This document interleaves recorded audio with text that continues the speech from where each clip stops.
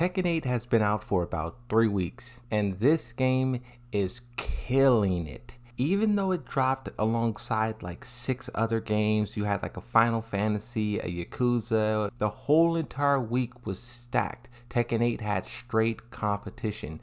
It doesn't matter. This game is still performing extremely well. In just under 3 weeks, Tekken 8 has already sold 2 million copies. That may not sound like a crowning achievement, but when you compare it to Tekken 7, it's obvious. A tweet that everyone was sharing around, shout out to this guy for highlighting this. Tekken 8 has sold 2 million copies since launch. Bandai Namco says sales are better than expected. Way better than expected. This, for a fighting game, is unheard of.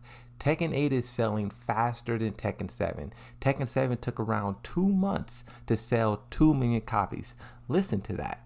2 months, 2 million copies. While Tekken 8 did it in just 3 weeks.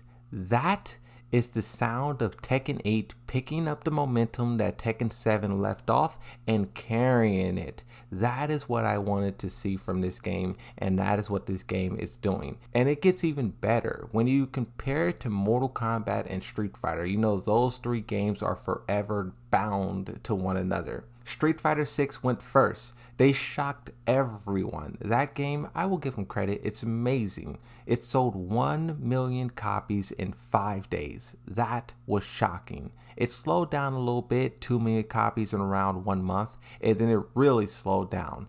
3 million copies in 7 months. That game is kind of like, I don't want to say a laughing stock, but the Street Fighter players aren't happy with that game. They just announced that in the Capcom Pro Tour, basically their big event, like their World Tour Finals of Street Fighter, they just announced there that they're going to be focusing exclusively on the players, on the competition, and will not be announcing anything.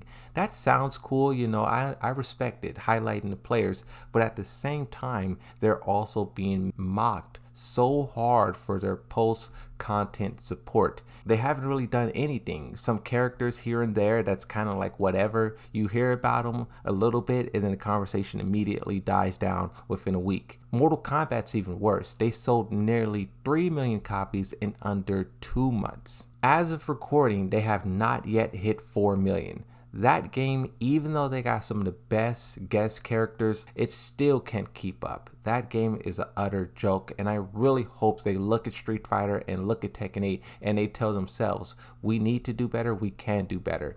Tekken 8 in comparison is killing it. This momentum is bound to keep up too, because we have a new tweet. This is an hour ago at the time of recording, and it's the developers announcing that they will be showing off a post-release roadmap. Now, for those of you who aren't familiar with this, because to my understanding, this is the first time Tekken's ever doing something like this, right? A roadmap is basically saying what to expect over the next year and maybe a year and a half, 2 years. We already know about the DLC, Eddie, and in spring, fall, winter, summer. We already know about the DLC. But a roadmap, that says that there's so much more at play here. You had rumors going around about a story DLC.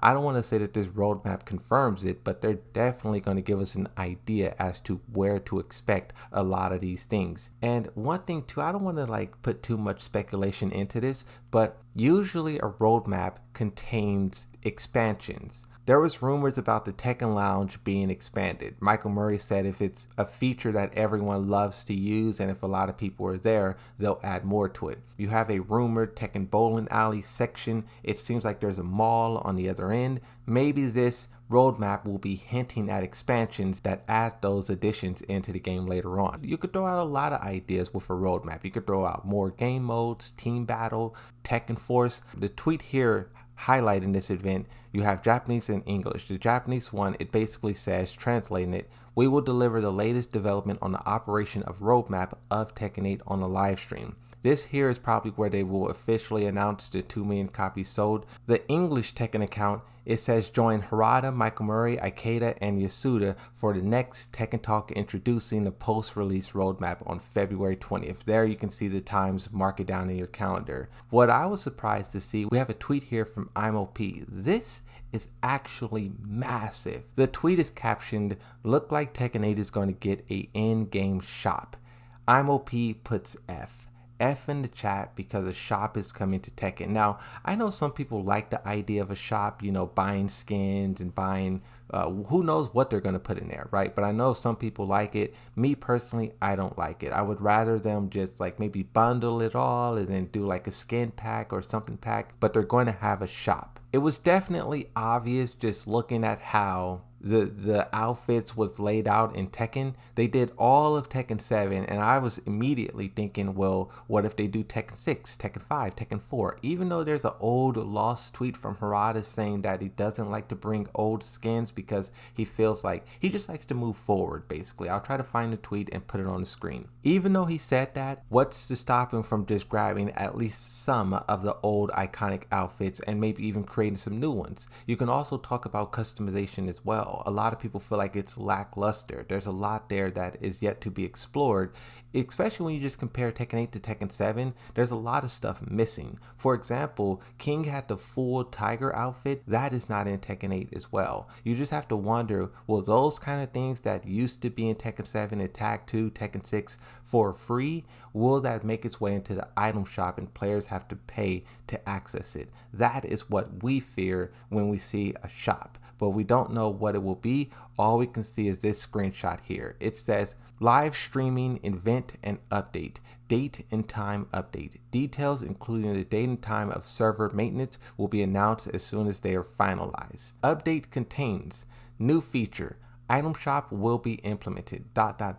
Now, they also add on the item shop as well. This is kind of a scummy marketing practice. Just generally in video games, a lot of video games, they release the games without any monetization, and then once all the reviews is done, once all the praise is given, they then flood the game with aggressive monetization. If you guys are fans of Call of Duty, Battlefield, Assassin's Creed, you may be familiar with these kind of practices. I hope and I don't believe Tekken 8 will stoop to that level. There's no reason for them. They sold 2 million copies in 3 weeks. There's no reason for them to do that.